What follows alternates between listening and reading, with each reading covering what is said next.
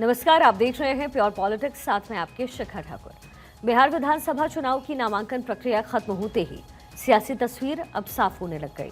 NDA को सत्ता से बेदखल करने उतरी महागठबंधन के सहयोगी दलों के बीच में सीट शेयरिंग पर सहमति नहीं बनी। इस तरीके से सीट शेयरिंग फॉर्मूले की औपचारिक घोषणा नहीं हो पाई और दूसरे चरण के नामांकन खत्म होने के बाद पूरी तस्वीर साफ हो गई।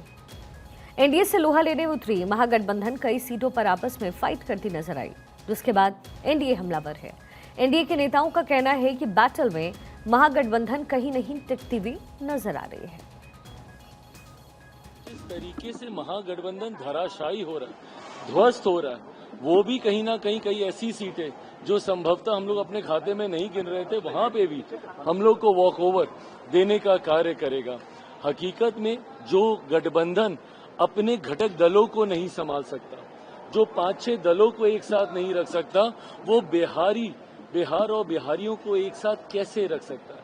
ये सवाल आज की तारीख में जनता पूछ रही है। बिहार जैसा राज्य जहाँ पे अलग अलग जात पात धर्म समुदाय के लोग रहते हैं, अलग अलग समाज के लोग रहते हैं, जब अगर आप 5-6 दलों को एक साथ नहीं रख पा रहे तो आप इन सबको एक साथ कैसे समावेश कैसे कर पाएंगे? आज ये सवाल बिहार की जनता महागठबंधन के नेताओं से पूछ रही है। देखिए, ऐसे ही उलझे हुए लोग हैं। जनता उलझे हुए लोगों को नहीं पसंद करती है, जो अपने ही में सिर्फ फुटअव्वल कर रहे हैं। जनता का क्या कर पाएंगे?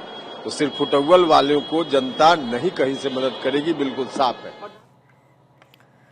वहीं महागठबंधन के नेता भी ये मान रहे हैं कि कुछ सीटों पर फ्रेंडली फाइट होने वाली है। नेतृत्व का निर्णय है, कहेगा तो वापस लेना पड़ेगा। नेतृत्व का निर्णय है और लास्ट में जो जिसको सिंबल मिलता है वही मान्य होता है। किशोर बिंद ने कहा कि आपके चुनाव लड़ने से कोई फर्क नहीं पड़ेगा, चुनाव हम जीत जा रहे हैं। किशोर बिंद की वापसी लेंगे अपना। जैसे एक चीज, हम किसी पर टिप्पा टिप्पणी क्यों करें? ठीक है ना? हर लोगों में और मेरे लोगों में अंतर बता दीजिएगा।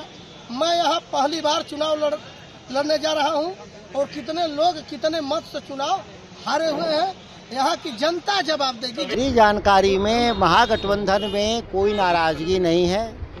सभी लोग एक साथ मिलकर बात कर रहे हैं और जहाँ तक फ्रेंडली फाइट और बागियों का लोगों का आरोप है, मीडिया का या विपक्ष का, उन बातों में कोई दम नहीं है।